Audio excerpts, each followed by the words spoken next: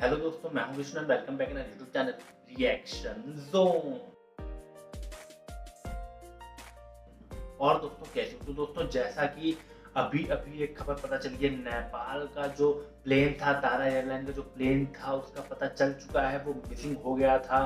अभी 2-4 दिन पहले ही उसने नेपाल से अपनी उड़ान भरी थी, लेकिन उसके बाद कुछ घंटों बाद ही उसका कांटेक्ट लूज हो गया और वो मिसिंग हो गया था। लेकिन अब पता चल चुका है कि वो प्लेन कहाँ पर है। 22 यात्री उसके अंदर सवार थे। अब देखते हैं कि न्यूज़ में बताया जा रहा है कि प्लेन क्रैश हो गया है। देखते हैं कि क्या स्थिति है उस प्लेन की और कैसे हैं उस प्लेन के अंदर के लोग और पायलट वगैरह। चलिए न्यूज़ देखते हैं, उसके बाद हम आगे डिस्कशन करेंगे वीडियो पर। और दोस्तों वीडियो स्टार्ट होने से पहले अगर अभी तक आपने चैनल को सब्सक्राइब नहीं किया तो सब्सक्राइब कर लीजिए, जिससे कि आपको लेटेस्ट अपडेट्स मिलती है नेपाल की दुनिया के बारे में, वहाँ की हर एक न्यूज़, वीडियोस, ट्रेलर, म्यूजिक, हर चीज़ के बारे में। ओके चलिए वीडियो को देखते हैं, स्टार्ट करते हैं। 1 2 3। इस वक्त एक बड़ी खबर मिल रही है नेपाल से। नेपाल में बड़ा विमान हादसा हुआ है। जो विमान लापता हुआ था वो हादसे का शिकार हो गया है। इस वक्त ये बड़ी ब्रेकिंग न्यूज मिल रही है। नेपाल में लापता विमान क्रैश हो गया है। तारा एयर के विमान से उड़ान के बाद ही संपर्क टूट गया था। विमान लापता था, लेकिन इस वक्त ये जानकारी मिल रही है कि ये विमान क्रैश हो गया है। इस विमान में 4 भारतीयों के साथ कुल 22 यात्री सवार थे। विमान को नेपाल की नदी लामचे के पास देखा गया है। तो इस वक्त की बड़ी खबर आपको बता रहे हैं, नेपाल की नदी है लामचे, उसके पास विमान को देखा गया है। स्थानीय लोगों ने नेपाल आर्मी को इस बात की सूचना दे दी है। विमान लापता हुआ था। नेपाल में यात्री विमान तारा एयर का ये विमान था। इस वक्त ये बड़ी जानकारी मिल रही है कि ये विमान क्रैश हो गया है। सुबह 9:55 पर इसने उड़ान भरी थी, लेकिन कुछ ही मिनट के बाद इसका संपर्क टूट गया। और जैसे ही संपर्क टूटा, तुरंत एक्शन लिया गया। 2 हेलीकॉप्टर लगाए गए कि पता लगाया जाए कि यह विमान कहां गया है, कहीं पर लैंड हुआ है या फिर क्रैश हुआ है। इस वक्त ये दुखद जानकारी मिल रही है कि विमान क्रैश हो गया है। कोगांव में विमान के क्रैश होने की जानकारी इस वक्त मिल रही है। और आपको अब हम मैप के जरिए दिखाते हैं। देखिए, इस मैप के जरिए दिखाते हैं वो जगह जहां से इसने उड़ान भरी थी। ये नेपाल का पोखरा है। यहां से इस विमान ने उड़ान भरी थी, पोखरा से। और उड़ान भरने के कुछ ही मिनट के बाद 9:55 पर सुबह इस विमान ने उड़ान भरी। तारा एयर का यह विमान था। पोखरा से जोमसोम इसको जाना था और पोखरा से उड़ान जैसे भरी, इसमें 22 यात्री सवार थे। इसके कुछ मिनट के बाद 9:55 पर जैसे उड़ान भरी, कुछ मिनट के बाद इसका संपर्क टूट गया। कुछ ही देर के बाद विमान से संपर्क टूट गया और तब से कोई संपर्क नहीं हुआ। इस वक्त ये बड़ी जानकारी मिल रही है कि ये विमान तारा एयर का विमान, जिसमें 22 यात्री सवार थे, जिनमें से 4 भारतीय हैं, ये क्रैश हो गया है। तारा एयरलाइंस का विमान क्रैश होने की खबर इस वक्त मिल रही है। पोखरा से उड़ान भरी थी, लामचे में ये क्रैश हुआ है। ये जानकारी इस वक्त मिल रही है। नेपाल की नदी है लामचे, उसके आसपास इसका मलबा नजर आया है और स्थानीय लोगों ने इस बात की जानकारी नेपाल आर्मी को दे दी है। तो नेपाल में यात्री विमान क्रैश हो गया है। सर्च ऑपरेशन चलाया गया। 2 हेलीकॉप्टर सर्च ऑपरेशन में इस्तेमाल किए गए थे कि पता लगे कि विमान आखिर गया कहां है, क्या कहीं पर क्रैश हुआ या फिर किसी सुरक्षित जगह पर लैंड होने में सफल रहा है, क्योंकि जिस जगह इसे पहुंचना था वहां तक विमान नहीं पहुंच सका है। और ये देखिए, ये एक और आपको हम जगह दिखाने की कोशिश कर रहे हैं इस मैप के जरिए। और इसमें अलग अलग स्थान आप देख सकते हैं। इन सब के बीच लाल घेरे में इस वक्त आपको हम वो जगह दिखाने की कोशिश कर रहे हैं जहां से इस विमान की मूवमेंट नजर आ रही थी।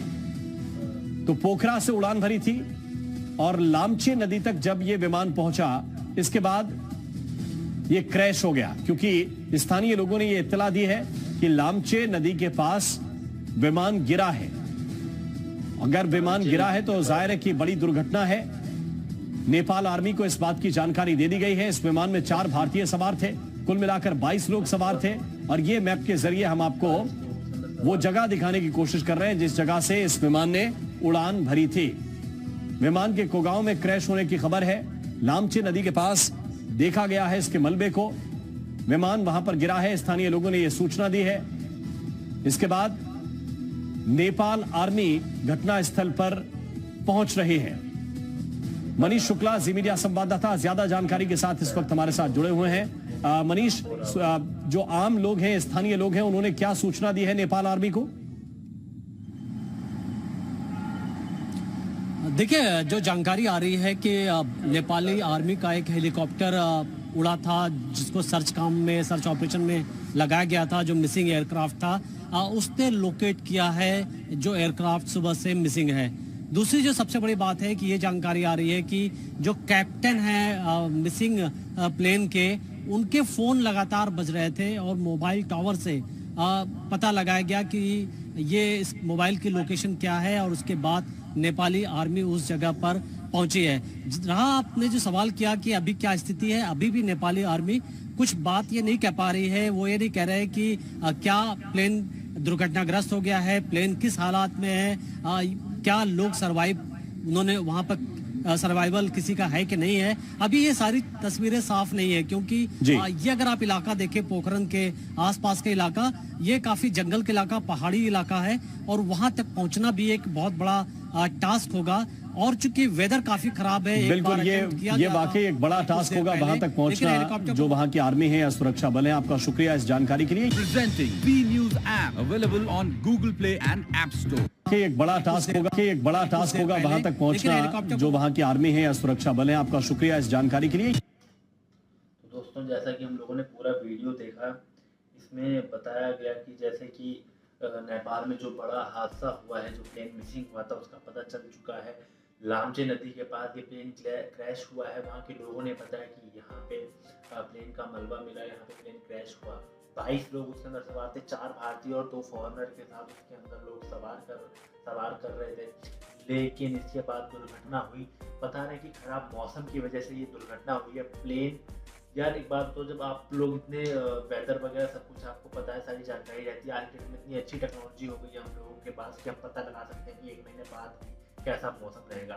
तो ये जब पता था खराब वेदर है, तो इस खराब वेदर में प्लेन को उड़ाना ज़रूरी था क्या?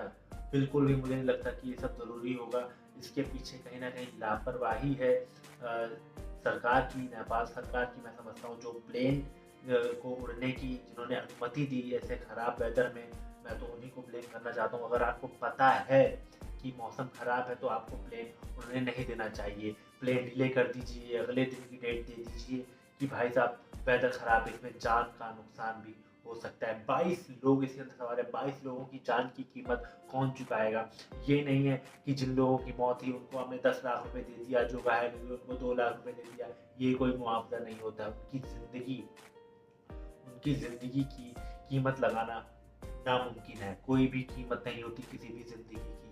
तो बहुत ही दुख हुआ ये सुन के, ये जान के कि नेपाल का प्लेन क्रैश हुआ। उनकी फैमिली से जाकर पूछो उनके ऊपर क्या बीत रही होगी। सुबह को वो घर से निकले, वैसे भी 10 बजे की फ्लाइट है, तो उनको कम से कम 3 से 4 घंटे पहले ही एयरपोर्ट में पहुंचना होता है। 2 या 3 घंटे पहले एयरपोर्ट में पहुंचना होता है। तो सुबह रात में जग करके खाना खाया भी होगा, नहीं खाया होगा। उन लोगों ने प्लेन में पहुंचे हैं, वहाँ से अपनी फ्लाइट को क्रैश कर दिया। फैमिली मेंबर्स के ऊपर क्या बीत रही होगी ये कोई भी नहीं समझ सकता, कोई भी नहीं समझ सकता। बहुत ही दुख हुआ मुझे सब जान करके, सब सुन करके। चलिए दोस्तों, आज की बस इतना ही, और लास्ट में इतना कहना चाहता हूँ कि अब मिलते हैं अगली वीडियो में।